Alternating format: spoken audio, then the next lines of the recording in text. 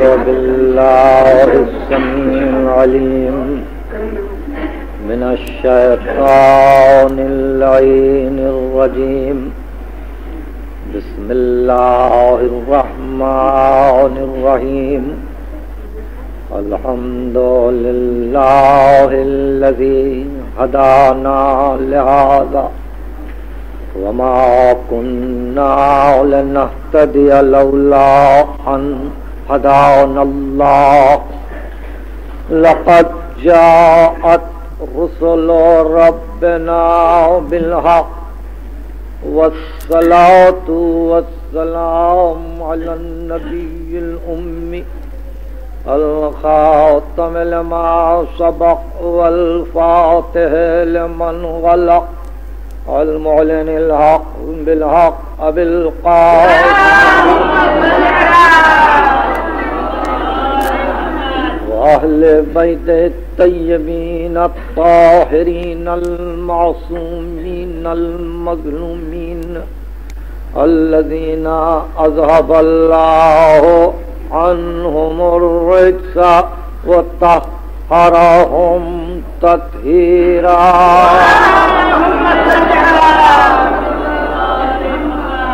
أما بعد فقد قال الله سبحانه وتعالى في محكم كتابه الحكيم: والشعراء يتبعهم الغاوون ألم تر أنهم في كل واد يهيمون وأنهم يقولون ما لا يفعلون إلا الذين آمنوا وعملوا الصالحات وذكروا الله كثيرا وانتصروا من بعد ما ظلموا وسيعلم الذين ظلموا أي منقلب ينقلبون. اللهم صل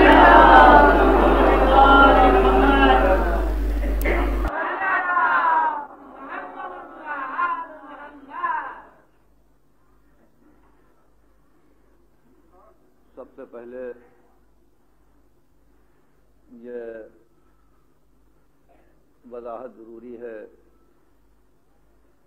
کہ بہت سے حضرات نے تقریر سے پہلے اپنے اشعار پڑھنے کی کوشش کی. قطعات تاریخ وہ لکھ کر لائے تھے اور ان کی تعداد کوئی 40 سے زیادہ تھی. میں نے ان سب قطعات کو روک رکھا ہے. یہ بشرط حیات و زندگی چہلم کی مجلس میں یہ قطعات تاریخ پیش ہوں گے. آج میرے لیے کچھ زیادہ عرض کرنا نہیں ہے. ایک مختصر سا وقت ہے اور میری علالت اس بات کی اجازت نہیں دیتی کہ گفتگو مفصل ہو. حقیقت یہ ہے کہ چند لفظوں میں قوم کے محترم بزرگ جناب سید ہاشم رضا صاحب نے مرحوم کی ساری زندگی کو اس طرح سے پیش کیا ہے کہ اب جو کچھ بھی کہا جائے گا وہ اس کی تفصیل ہوگی، ورنہ اختصار میں جو کچھ کہنا تھا وہ کہا جا چکا. یہ خیبرگیری طاقتیں ہمیشہ نان شعیر کی بنیاد ہی پر آگے بڑھتی ہیں اور وہ اسی کا جناب سید ہاشم رضا صاحب تذکرہ فرما رہے تھے.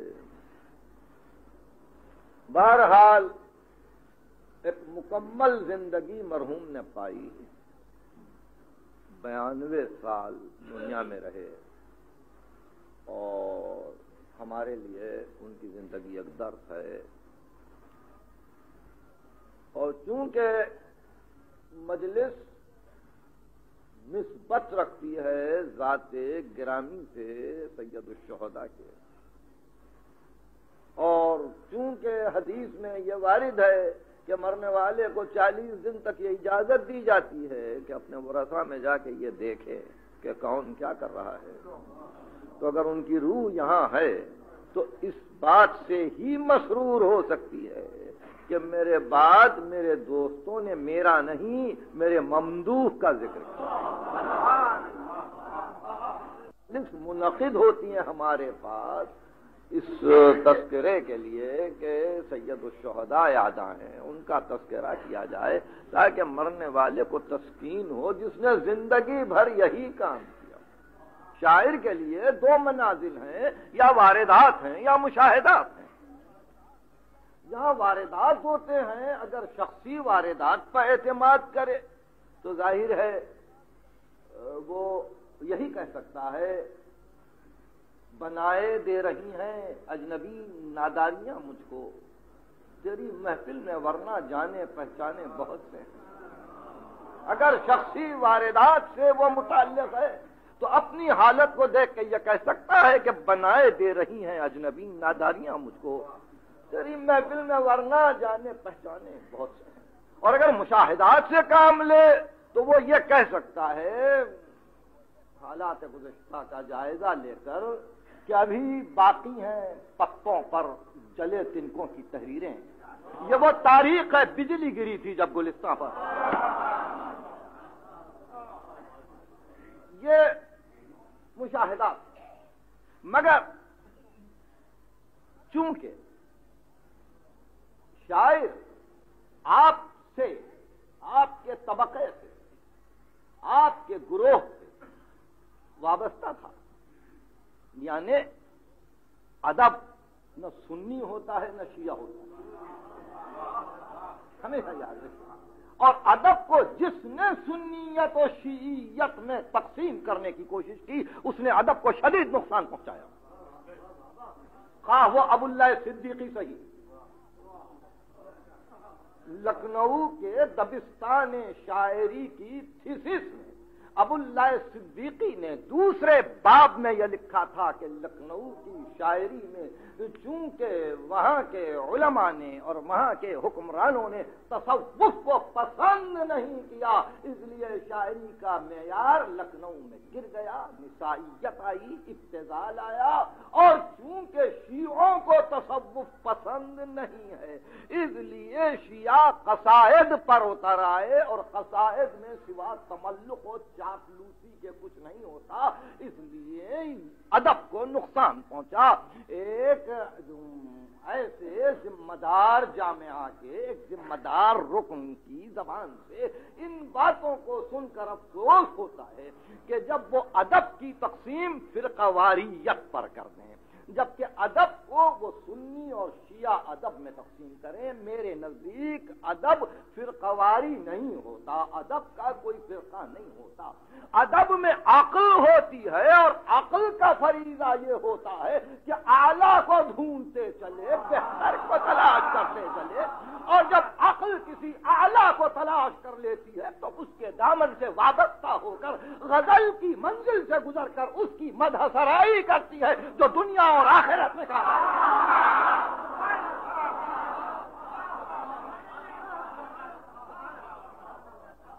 یہی مقام تھا استاد قمر مرحوم کا، نہیں یہی مقام تھا جانی کا، یہی مقام تھا فرید الدین عطار کا، یہی مقام تھا رومی کا، یہی مقام تھا اقبال کا۔ اگر سنیت و شیعیت میں ادب کو تقسیم کیا جائے یہ الزام لگا کر کہ شیعوں میں تصوف نہیں ہوتا تو سب سے زیادہ اس الزام کا مورد تو خود اقبال ٹھہرتا ہے کہ ابھی صوفی و ملا کو خبر کیا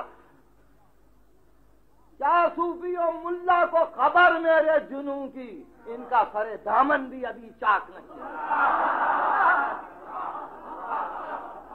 اقبال کیا صوفی و ملا کو خبر میرے جنوں کی، ان کا سر دامن بھی ابھی چاک نہیں ہے۔ زبور اعظم، بال جبریل، جاوید نامہ، رموز خودی و بے خودی، اقبال کا پورا کلام دیکھ ڈالیے، پتا چلے گا کہ انہوں نے تصوف کی نہ صرف منقصت کی ہے توہین کی ہے۔ اور حافظ کے متعلق تو وہ لکھا کہ جس کو بعد میں رموز خودی و بے خودی سے ہٹانا پڑا، نکالنا پڑا، کہ حافظ کی شان میں ایسے ایسے جملے استعمال کیے گئے کہ انہوں نے تصوف کا درد درس دے کر ملت اسلامیہ کو جامد بنا دیا۔ اقبال کی نگاہ میں تصوف ایک جمود کی نشانی ہے کہ جہاں قوم جامد ہو جاتی ہے۔ بہرحال میں یہ بحث نہیں چھیڑنا چاہتا کہ تصوف نے اسلام کی کیا خدمت کی، مگر چونکہ ایک اردو ادب کا استاد یہ کہہ رہا ہے کہ شیعوں میں تصوف نہیں ہے، اس لیے ادب کو نقصان پہنچ گیا لکھنؤ کی سرزمین میں، تو ان کی خدمت میں صرف اتنا عرض کرنا ہے کہ حالات بدل چکے، اب تاریخ ایک نئے انداز سے لکھی جاتی ہے۔ وہ زمانہ شبلی نعمانی کو مورخ سمجھنے کا تھا،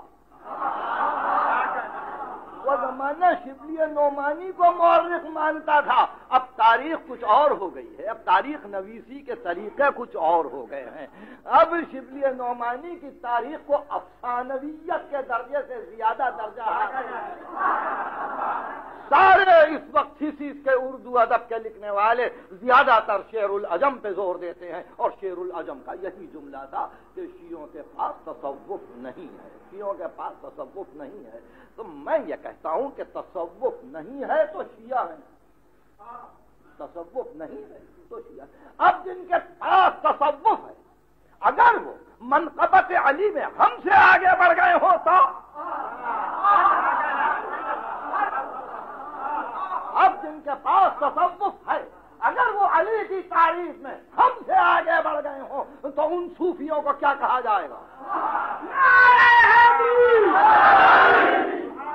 سنائی سن وفات 525 ہجری، اے سنائی ز قوت ایمان، اے سنائی ز قوت ایمان، مدح حیدر بگو پس از عثمان، اے سنائی ایمان کی طاقت اب استعمال کر، اور حضرت عثمان غنی رضی اللہ عنہ کی تعریف کے بعد اب حیدر کی تعریف کر۔ اب جو تعریف کی تو کا عظمتی حش مداؤ یہ ہے مطلق، زحق الباطل استجال،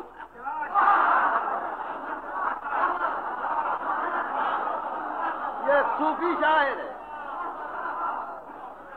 یہ صوفی شاعر ہے۔ اے سنائی ان کے بعد ان کی تعریف کر، اس شان سے تعریف کر کے باطل گیا اور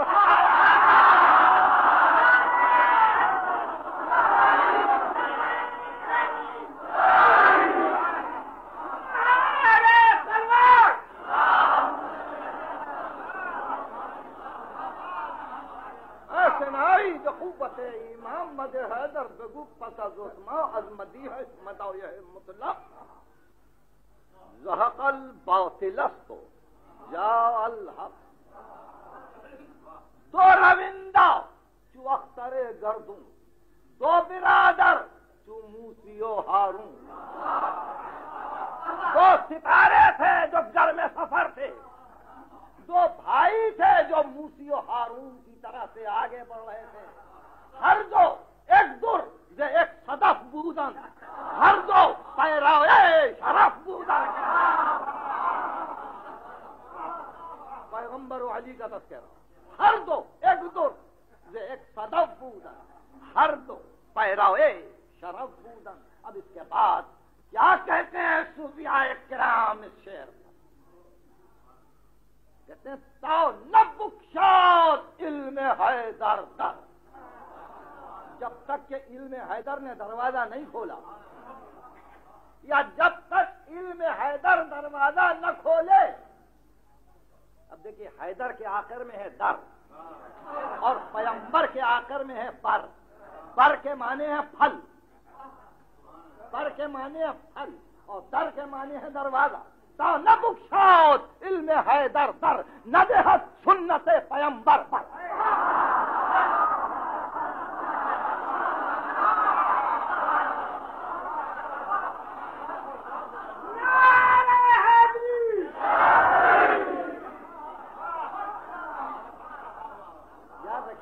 بڑی عجیب چیز ہے، چند چھوٹے چھوٹے جملے، تا نہ بخشاد علم حیدر در، نہ دہت سنت پیغمبر پر۔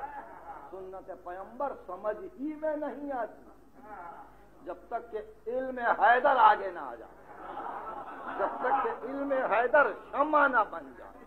یہ سنائی ہے، مولانا روم دنیا جانتی ہے، دنیا جانتی ہے کہ یہ وہ صوفی ہیں کہ صوفیاء کرام پر جن کا احسان ہے دفتر اول، مگر معلوم نہیں کس شان سے امیر المومنین کی تعریف کی کہ خیو انداز بر روی علی، پہلوان نے تھوک دیا منہ پہ علی کے، مگر کون علی؟ افتخار ہر نبی و ہر ولی،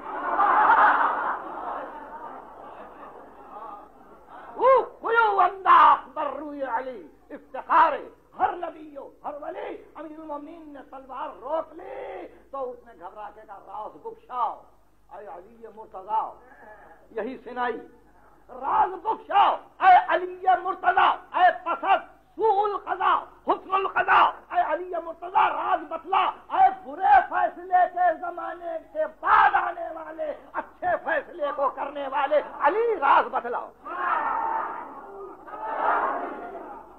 اے پسند سوء القضاء، اے پسند سوء القضاء حسن القضاء، اے برے فیصلے کے اثر کے بعد اچھے فیصلوں کے اثر والے راز بتلا، اس کے بعد آپ معاف کریں گے۔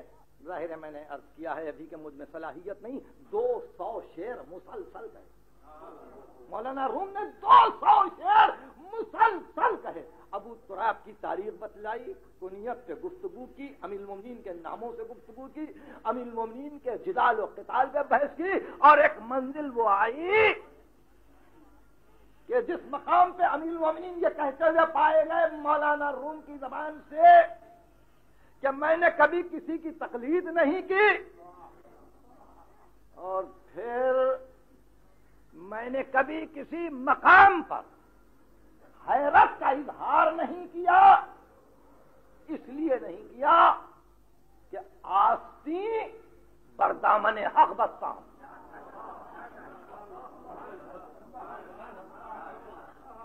میری آستین دامن حق سے بندھی ہوئی ہے، یہ آخری ان کا جملہ،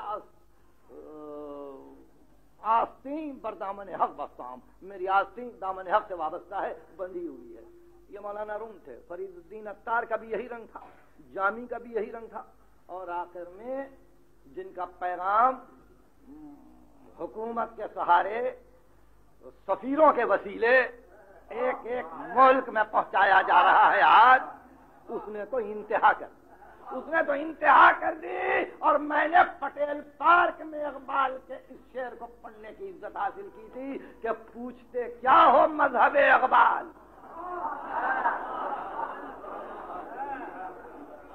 پوچھتے کیا ہو مذہب اقبال، یہ گنہگار بوترابی ہے۔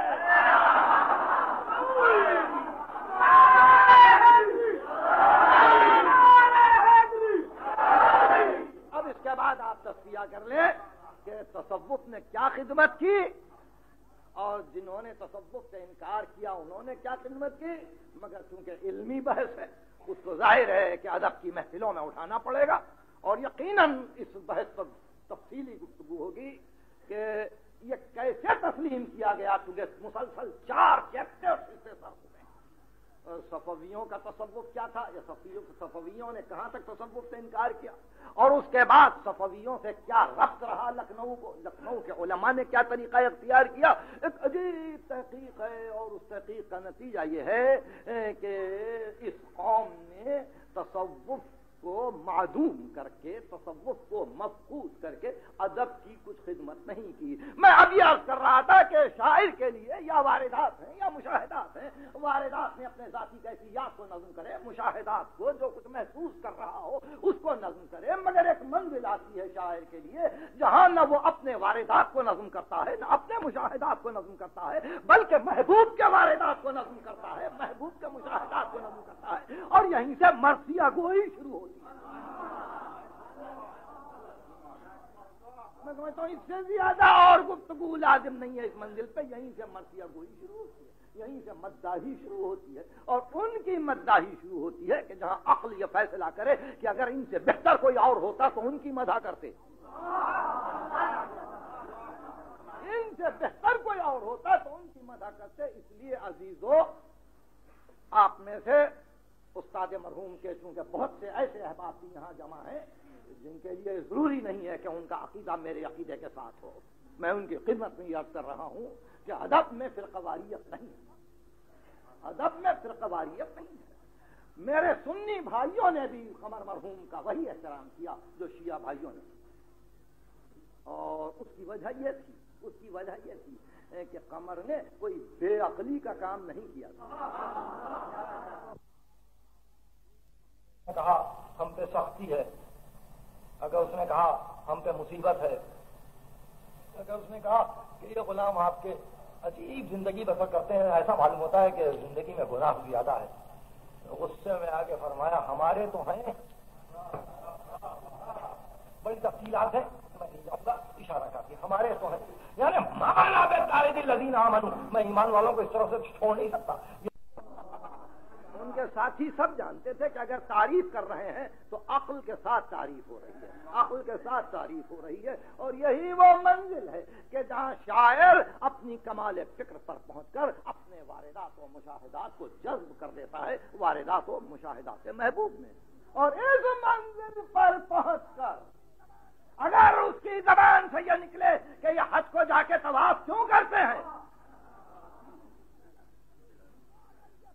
تو وہ اگر یہ تعلیل کرے یا علت دے کہ حرم کے گرد پھر کر ڈھونڈتے ہیں بتوں کا توڑنے والا کہاں ہے، بتوں کا توڑنے والا کہاں ہے.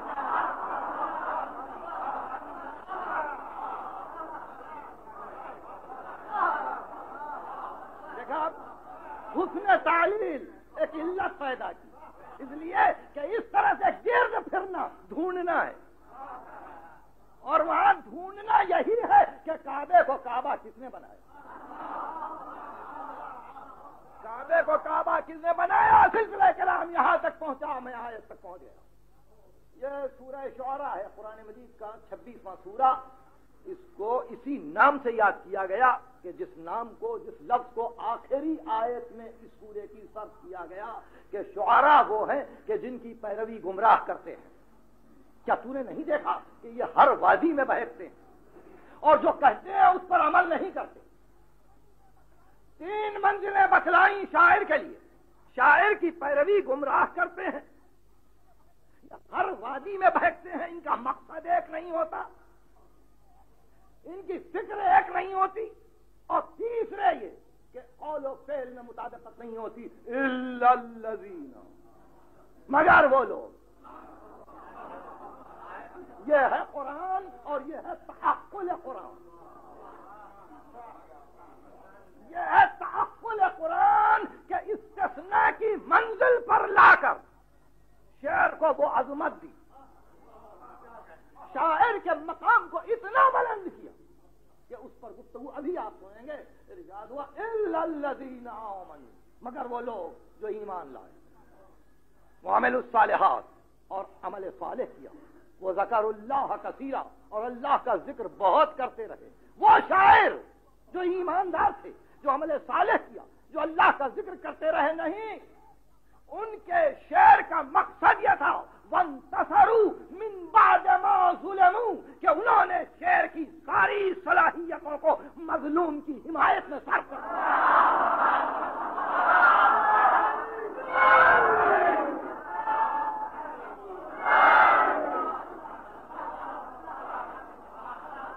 یہ قرآن وانتصروا من بعد ما ظلموا، انہوں نے جہاں دیکھا کہ ظلم ہو رہا ہے نصرت کی. آپ نے کہا مجاہد ہے شاعر، جہاد کرتا ہے اپنے شعر سے شاعر، ادب کی دنیا میں چھوڑ جاتا ہے اپنے ذوق جہاد کو، اپنے کیف جہاد کو، اپنے عمل جہاد کو. وانتصروا من بعد ما ظلموا، وہ انتصار مظلوم کرتے ہیں، مظلوم کی مدد کرتے ہیں. وَسَيَعْلَمُ الَّذِينَ ظَلَمُوا أَيَّ مُنْقَلَبٍ يَنْقَلِبُونَ. ہاں ظلم کرنے والے جان لیں گے کہ کس رخ پر ان کو لوٹایا جائے گا، کس کروٹ پر ان کو جہنم میں ڈھکیل دیا جائے گا. کتنا بڑا انقلاب آنے والا ہے، ظلم کی دنیا جان لے گی. یہ عجب مقام ہے، یہ عجب مقام ہے کہ کائنات کی شریف ترین صفت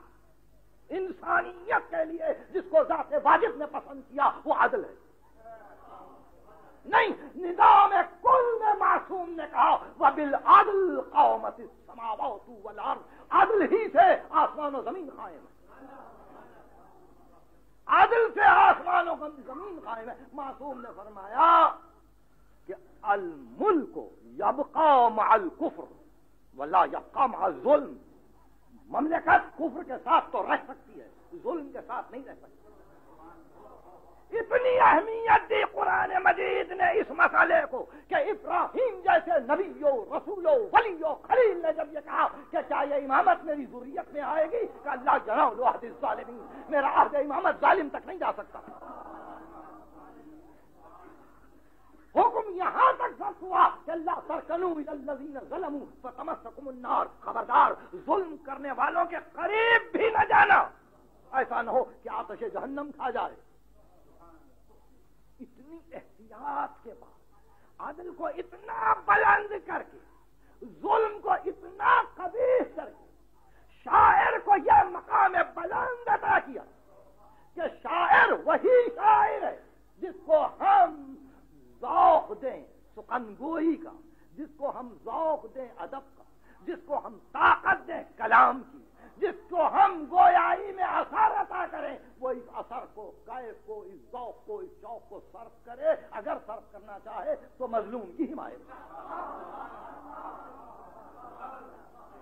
مظلوم کی حمایت۔ دیکھا آپ نے، یہ قرآن ہے کہ الا الذین آمنوا وعملوا الصالحات وذکروا اللہ کثیرا وانتصروا من بعد ما ظلموا، جنہوں نے مظلوم کی نصرت کی۔ میں چاہتا ہوں کہ ادب کی کتابیں لکھنے والے اب ذرا تاریخ شعر گوئی پر نظر ڈالیں اور مجھے یہ بتلائیں کہ کس کس شاعر نے کس کس مظلوم کی مدد کی۔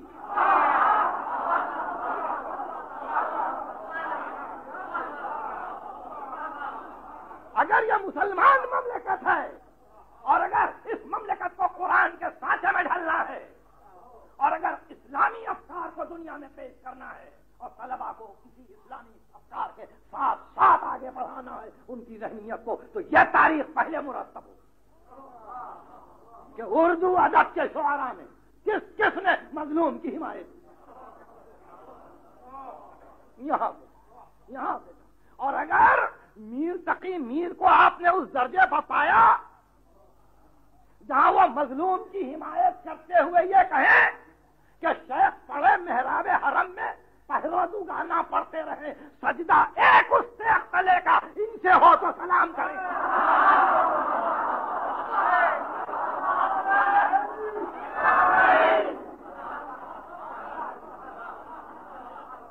میں اردو ادب کو سمجھنا چاہتا ہوں، یہ کس نے شیخ تلے سجدہ کیا؟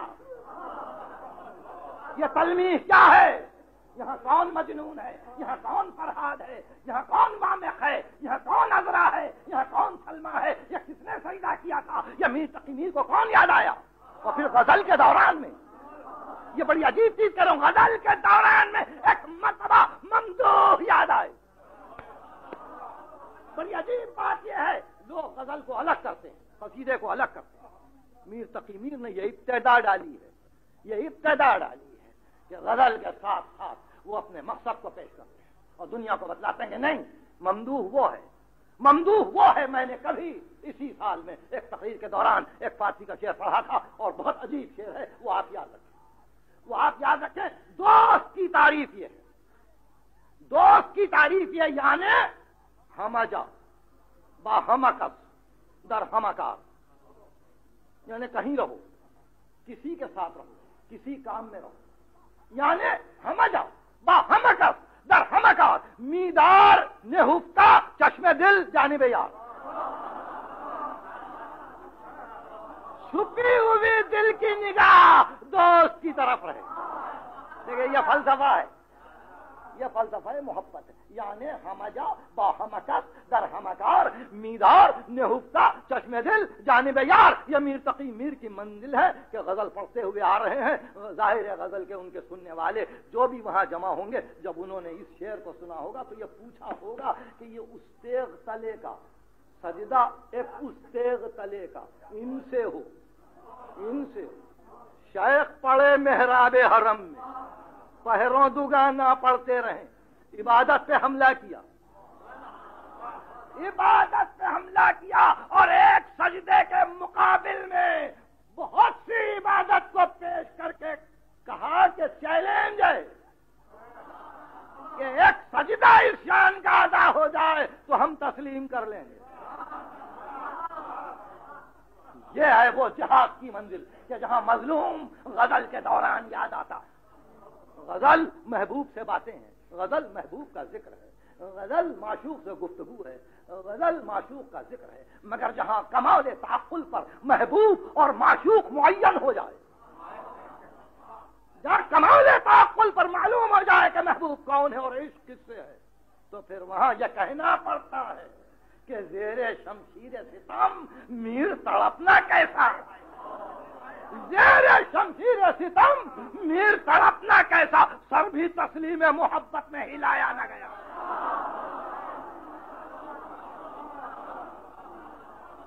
زیر شمشیر ستم میر تڑپنا کیسا, سر بھی تسلیم محبت میں ہلایا نہ گیا. یہ کون تھا میر تقی میر کے پیش نظر, اور وہ صوفی نہ تھے. تو اس طرح سے آپ کو تاریخ ادب کو درست کرتے ہوئے یہ طے کرتے ہوئے جانا پڑے گا قرآن کی آیت کی روشنی میں کہ مظلوم کی نصرت کس کس اردو شاعر نے کی. ہم ابھی فارسی اور عربی کا تذکرہ نہیں کر رہے ہیں. اور اگر یہ مقام آپ کے پیش نظر ہو تو میر انیس نے ایک ہی منزل پر کئی شعراء کا تذکرہ کر دیا, اور ایسے شعراء کا تذکرہ کیا کہ جس بند کو پڑھتے ہوئے بہت سے حضرات اب تک ان ناموں کو سمجھ نہ سکے. کیوں کر بیاں ہو سہولت ہو شان پیمبری, کیوں کر بیاں ہو سہولت ہو شان پیمبری, عاجز ہیں فرزدہ ہو حسان ہمیاری, عاجز ہیں فرزدہ ہو حسان ہمیاری. طاقت یہ کس میں ہے کہ کہے زور حیدری,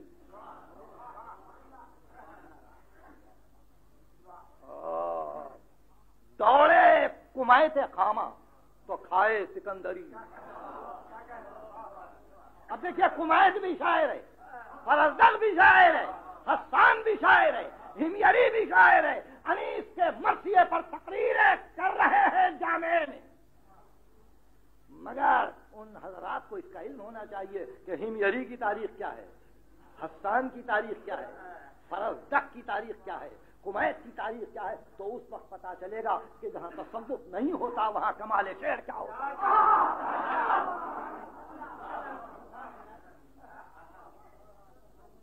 دوڑے کمائت خامہ تو کھائے سکندری. عجیب منزل ہے.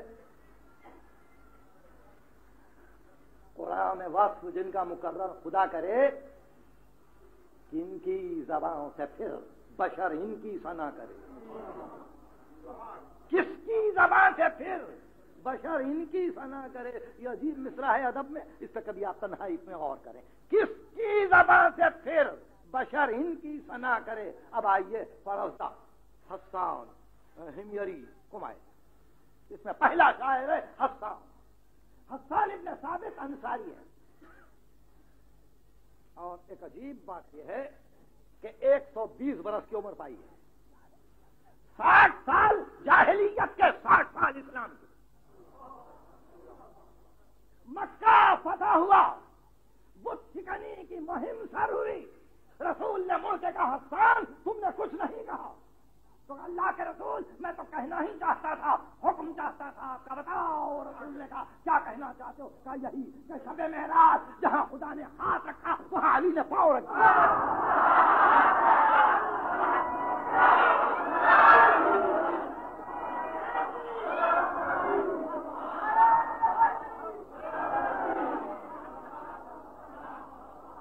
حسان شاعر رسول, ہمارا پہلا شاعر. تاریخیں گواہ ہیں. صوفی نہیں ہے, اس لیے صوفی نہیں ہے کہ صحبت رسول میں ہے. اس لیے صحبت رسول میں رہنے والا صوفی نہیں ہوتا کہ رسول صوفی نہیں تھے اور صحابہ صوفی نہیں تھے.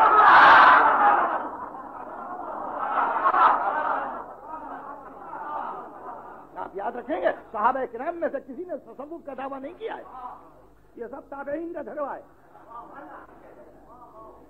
یہ حسان گزرے، ان کی موت 40 ہجری، امیر المومنین سے کچھ قبل، حسان ابن ثابت۔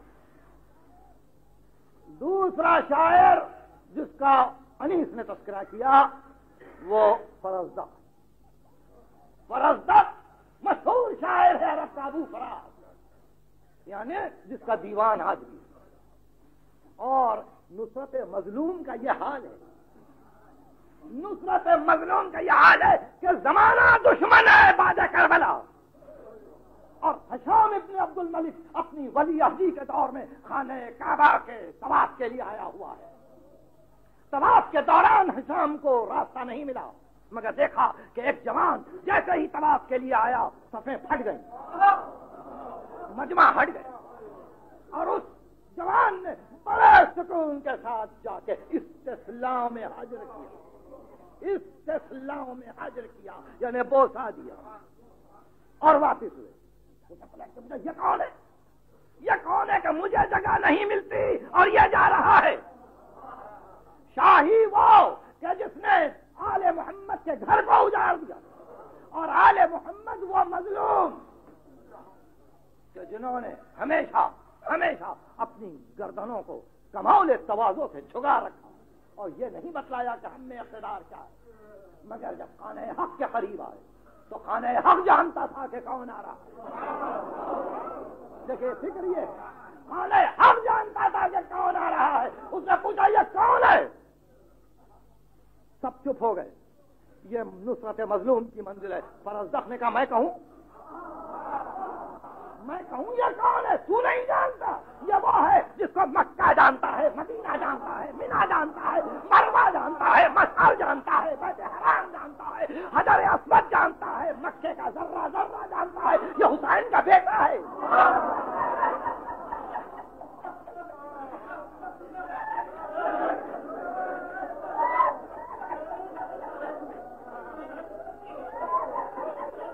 بہت غور سے سنو، شاعر کی خدمت ہے، شاعر کی ذمہ داریاں کیا ہیں۔ فرزدق نے ایک شعر نہیں کہا، ان کا میمیہ ہے، اور آخر میں کہا ارے اس کی ثقافت کا یہ عالم، ثقافت کا یہ عالم ہے کہ اس نے کبھی لا کہا ہی نہیں۔ لولت تشہد کان لاؤہ نعم، اگر تشہد نہ ہوتا تو وہاں بھی نام ہوتا۔ ہشام ابن عبد الملک چل ہی تو گیا، اس نے کہا فرزدق تیری یہ مجال کہ میرے سامنے اس کی یہ تعریف کرے، تو نے کبھی شاہوں کی تعریف نہیں کی، تو نے کبھی ہمارا قصیدہ نہیں کہا، قائد کو قائد میں بھجوا دو۔ فرزدق نے کہا منظور، منظور۔ میرے بیمار مولا نے شام کو اس کے گھر پر 12,000 درہم بھیجے، مگر جب قائد میں اطلاع فرزدق کو ملی تو اپنے بچوں کو قسم دی اور کہا اس نیت سے قصیدہ نہیں کہا تھا۔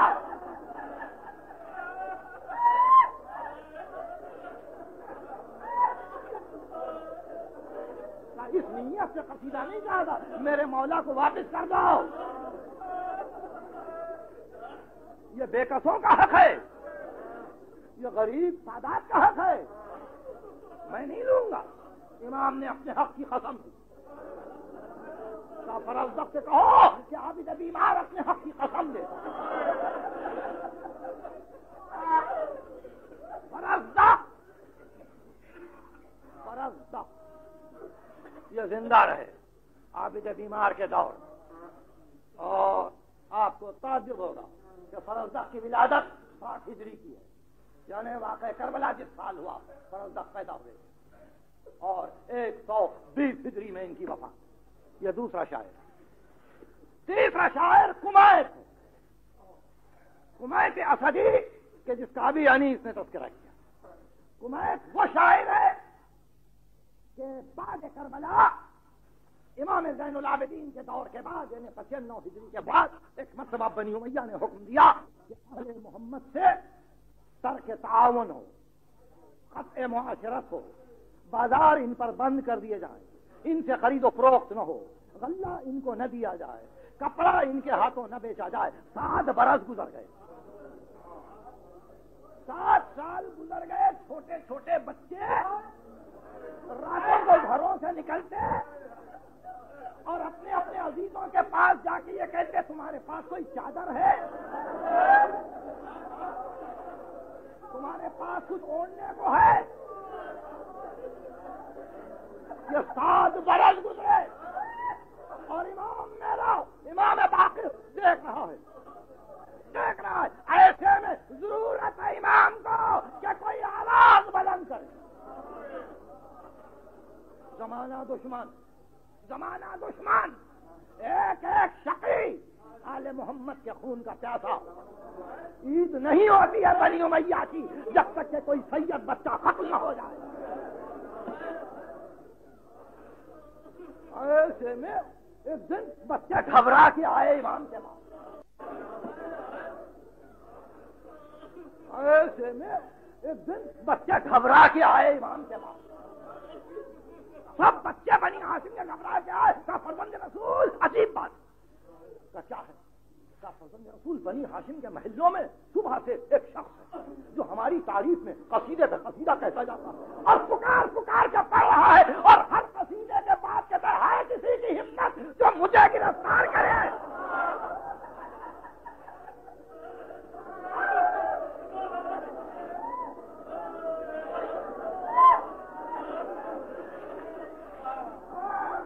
بہت غور سے سنیے، پوچھا کون ہے؟ کہا فرزند رسول کمیت آیا، کمیت اسدی بنی اسد کے قبیلے کا، مسلسل صبح سے قصیدے پڑھ رہا ہے اور بابا نے بلند ایک ایک گلی میں جاتا ہے، آل محمد کی تعریف کر رہا ہے، بنی امیہ کی منقصد کر رہا ہے، اور ہر قصیدے کے بعد کہتا ہے کوئی ہے جو مجھے اسیر کرے۔ صبح سے لے کے شام ہو گئی اور کمیت اسی طرح سے گھوم گھوم کے قصیدہ پڑھتے رہے۔ آپ نے دیکھا ہوگا ایران میں بھی بعض درویش اسی طرح سے گلیوں میں قصیدے پڑھتے ہوئے گھومتے ہیں۔ کمیت کی ابتدا ہے یہ، کمیت نے ایک ایک گلی میں جا کے جب قصیدہ پڑھا اور حکومت پریشان ہوئی کہ برسوں بعد یہ کون ناصر آیا، مگر کمیت کا بڑا قبیلہ تھا، بنی اسد کا پورا قبیلہ تھا کمیت سردار سے قبیلے تھے، بنی اسد کی تلواریں کھینچی ہوئی تھی، کمیت تو ثابت کرنا چاہتے تھے کہ میں لاوارث نہیں ہوں، میں لاوارث نہیں ہوں۔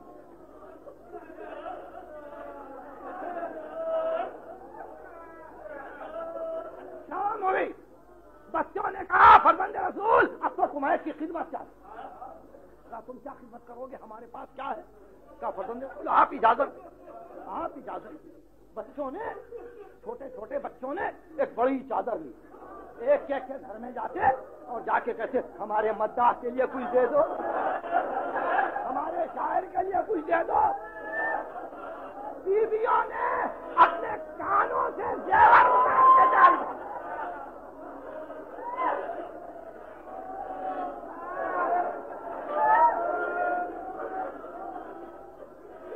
سب کو جمع کیا، امام کی خدمت میں آئے اور رکھ دیا۔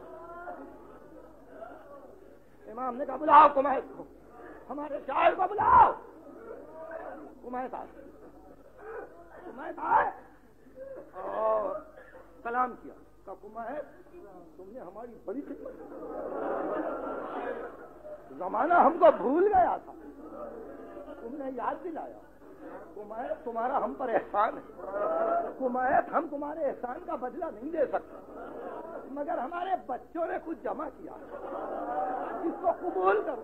یہ کہہ کہ امام نے چادر کو جو کھولا تو دیکھا کہ شہزادیوں کے زیورات ہیں۔ کمیت نے اپنا سر پیٹنا شروع کیا۔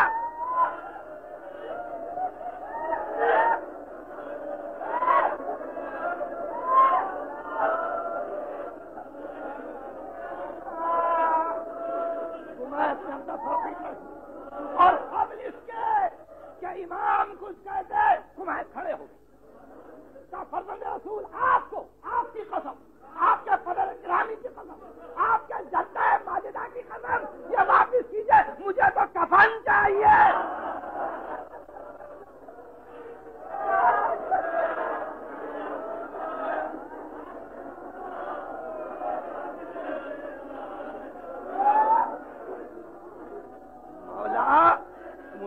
کفن چاہے.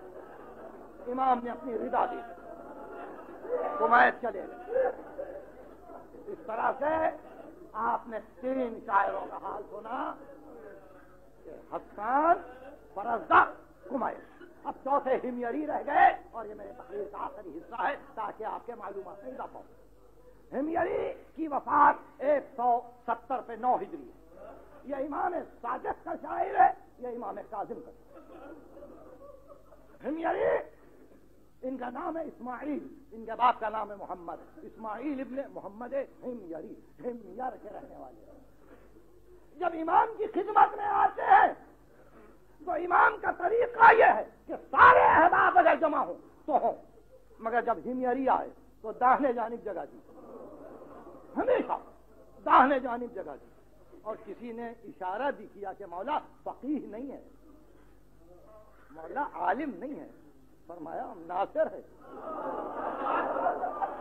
میرا مددگار ہے, میری نصرت کرنے والا. اب ہمیری کی خصوصیت سنیے. مدینہ, کوفہ, حج کے دوران میں خانہ کعبہ میں جہاں ہمیری کھڑے ہو گئے, انہوں نے کہا کہ ساری زندگی میں جو کچھ بھی میرا سرمایہ ہے میں اس شخص کو انعام دے دوں گا جو علی کی کوئی فضیلت سنائے اور اس پر میرا شعر نہ ہو.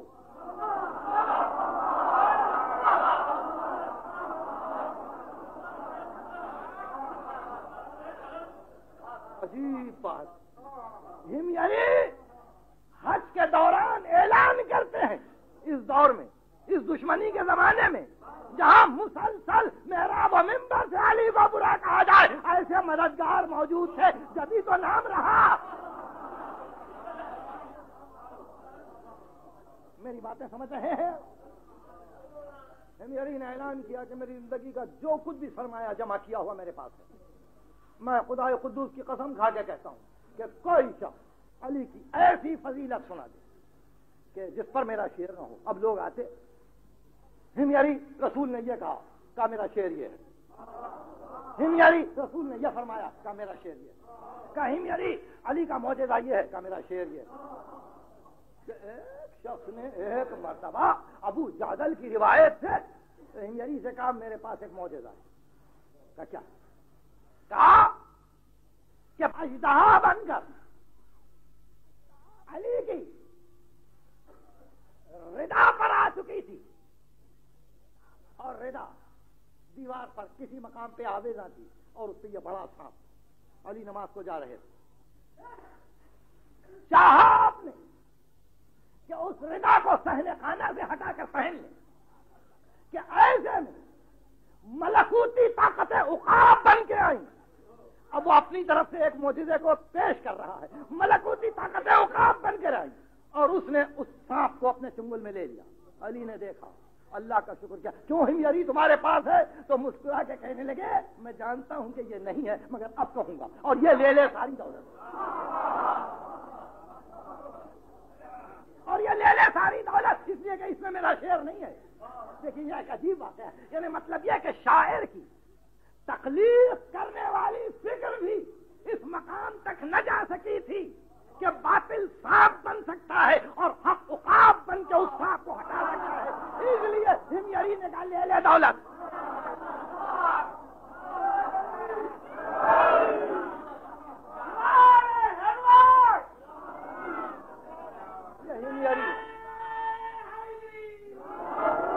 میں نے تقریر ختم کی, آپ کو کچھ نام یاد ہو گئے, آنے والی کسی تقریر میں پھر سلسلہ پیش ہوگا.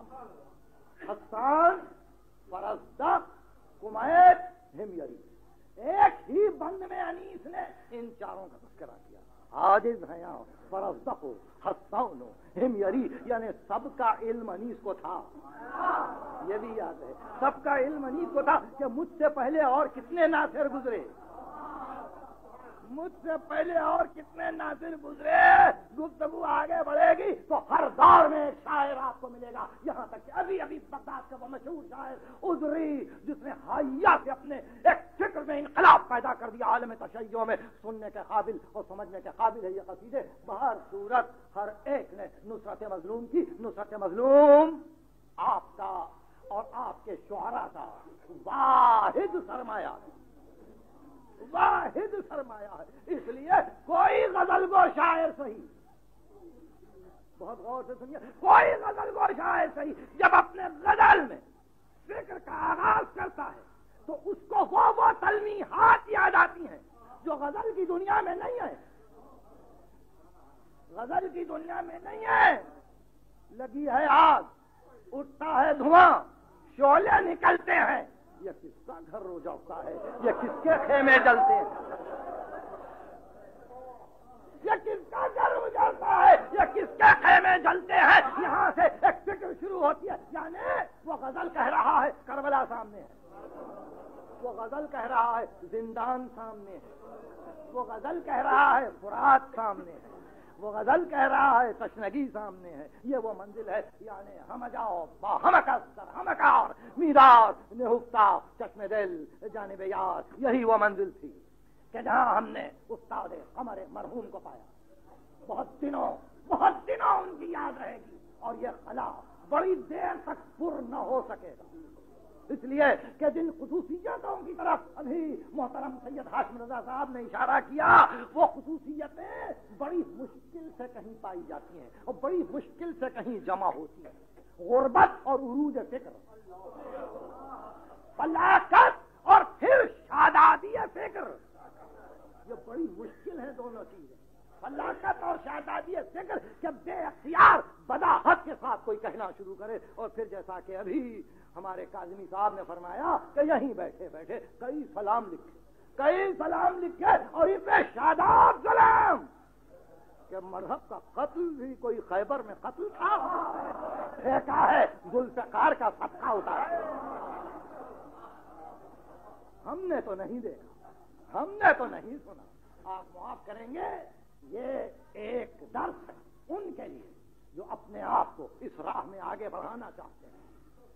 شعراء کے لیے پہلے ان کی قباحتوں کو بتلایا یہ کہ کمزوریاں یہ ہیں, مگر جہاں اللہ کہہ کے آگے بڑھتا ہے قرآن, وہاں پھر آپ کے لیے دولتیں ہی دولتیں, ایمان, عمل صالح, ذکر خدا, نصرت مظلوم. گفتگو ختم ہوئی, یہی وہ نصرت مظلوم ہے جہاں کبھی آپ انیس کو پائیں, کبھی دبیر کو پائیں, کبھی اوس کو پائیں, کبھی آپ رفیع کو پائیں, کبھی آپ انیس کے اور اعزا کو پائیں. اس دور میں بھی جس نے یہ کوشش کی آپ ان کو نصرت مظلوم میں آگے پائیں گے. یہی ہے وہ سرمایہ جس کو ہم لے کے جا رہے ہیں. مگر جس کی عقل اعلیٰ و ادنا میں تمیز نہ کرے, وہ نہ اس نصرت کے حق کو پہچان سکتی ہے اور نہ یہ جان سکتی ہے کہ یہ بار بار غزلوں میں ان کا تذکرہ کیوں آتا ہے. وہ پہچان ہی نہیں سکتے. اس لیے میں پھر عرض کروں کہ میرے صدہا سنی احباب ایسے ہیں اس طرح کے کہ جو اپنے غزل میں, اپنے سلام میں, اپنے مرثیوں میں انہوں نے وہ کچھ لکھا اور وہ کچھ کہا جو شاید ہم سے بھی ممکن نہ تھا. کیوں؟ اس لیے کہ وہاں شاعر کی فکر تعقل کی منزلوں پر جا رہی ہے اور انتخاب کامل کے بعد ان کی نظر ناقص پہ نہیں پڑتی, ان کی نظر ناقص پہ نہیں پڑتی. عقل ہی ہے.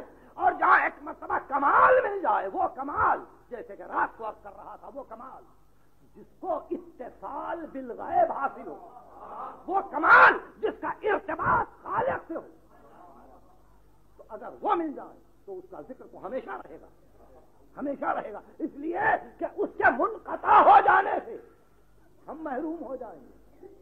یہ ہماری محرومی ہے.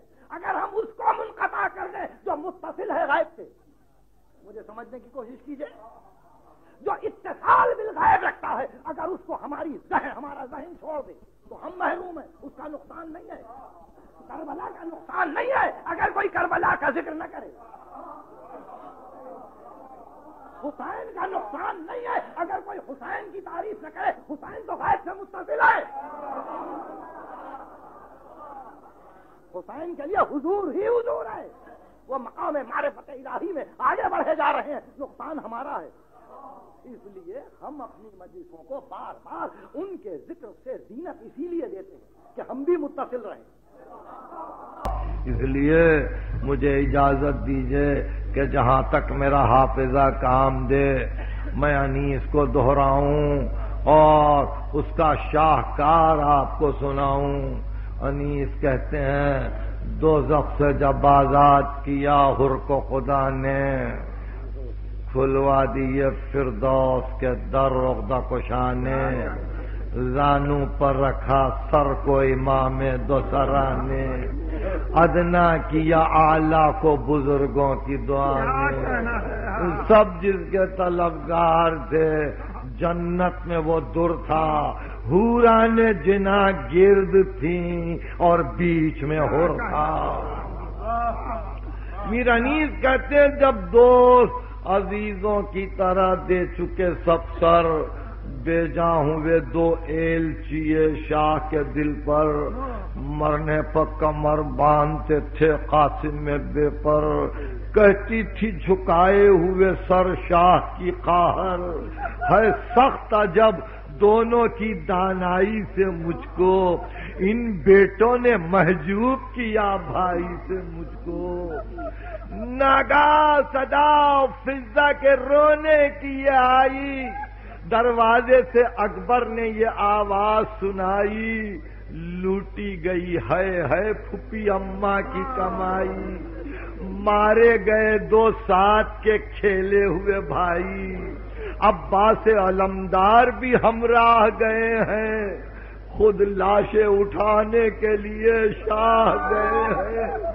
یہ سنتے ہی قبلے کی طرف جھک گئی زینب، سجدے سے اٹھی جب تو کہا شکر ہے یا رب، طالب تھی میں جس کی وہ برایا میرا مطلب، سب مٹ گئے دھڑکے کوئی تشویش نہیں اب، لٹنے سے محمد کی کمائی کو بچا لے، سب قتل ہو پر تو میرے بھائی کو بچا لے. لاشوں کو شہیدی صفے ماتم میں جو لائے، زینب نے نہ فریاد کی نہ اشک بہائے، سب اہل حرم پیٹتے روتے ہوئے آئے، اور شہزادی زینب بیٹھی رہی سر زانوئے اقدس پہ جھکائے، بیٹھی رہی سر زانوئے اقدس پہ جھکائے، نے اپنی نہ بھائی کی نہ لاشوں کی قبر تھی، لب خشک تھے منہ فخ تھا میاں اشکوں سے تر تھی، نے اپنی نہ بھائی کی نہ لاشوں کی قبر تھی. بانوں نے رکھے زانوئے زینب پہ سر ان کے، جو بیویاں تھیں آ گئے منہ کو جگر ان کے، زینب نے جو کی جھک کے رکوں پر نظر ان کے، دکھلائی دیے چاند سے منہ خوب تر ان کے، دکھلائی دیے چاند سے منہ خون میں تر ان کے، رخسار بھی مجروح تھے، ابرو بھی کٹے تھے، شانے بھی جدا، چاند سے بازو بھی کٹے تھے، منہ چھاتیوں پہ رکھ کے وہ ناشاد پکاری، آرام میں ہوتی ہے غشی پیاس سے تاری، ہوتا ہے بیان شوکت و ہمت کا تمہاری، تسلیم کرو قبلہ کونین کو واری. سمجھی میں کہ باعث ہے یہ بیداری شب کا، پیارو یہ طریقہ نہیں ارباب ادب کا، تعریف امام دوسرا کرتے ہیں اٹھو.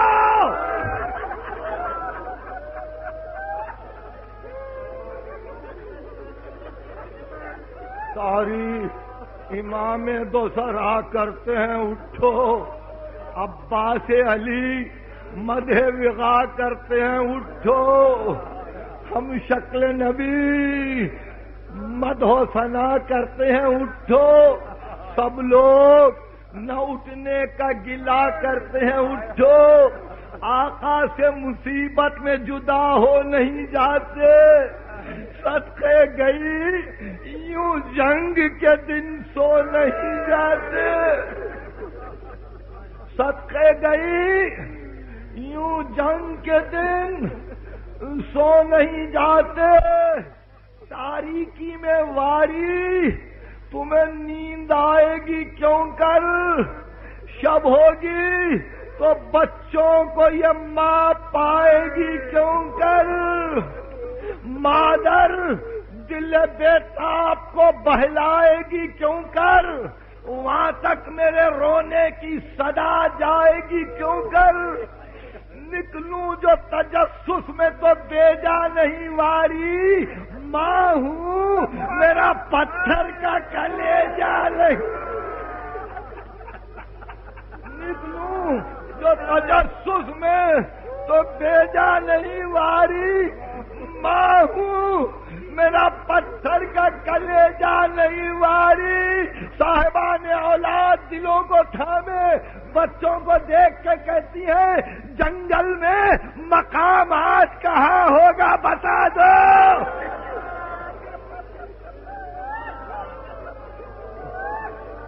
جنگل میں مقام آج کہاں ہوگا بتا دو، ماواری قیام آج کہاں ہوگا بتا دو، مقتل میں مقام آج کہاں ہوگا بتا دو، دن تم کو سرے شام کہاں ہوگا بتا دو، ہموار زمین شب کے بچھونے کو ملے گی، کیسی ہے زمین جو تمہیں سونے کو ملے گی، ہمراہ نہ تکیے ہیں نہ راحت کا بچھونا، دو بھائی ہو تم ایک جگہ پاس ہی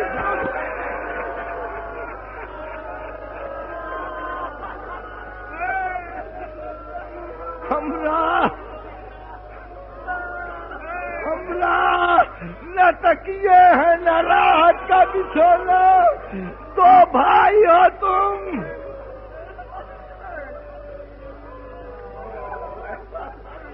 ساتھ ہی سونا، معلوم ہے چھوٹے کا تمہیں چونک کے رونا، صدقے گئی غافل میرے بچے سے نہ ہونا، بن ماں کے سحر رونے میں ہو جاتی تھی اس کو، پہلو میرا ملتا تھا تو نیند آتی تھی اس کو، ٹکڑے تھے کلیجے یہ بیان درد کے سن کر، سب اہل حرم پیٹتے تھے سینوں سر، بانوں نے کہا قبلہ کونین سے اٹھ کر مر جائے گی ماں، لاشوں کو لے جائیے باہر، مر جائے گی ماں، لاشوں کو لے جائیے باہر، فرزندوں کا غم خالق عالم نہ دکھائے، اللہ کسی ماں کو یہ ماتم نہ دکھائے۔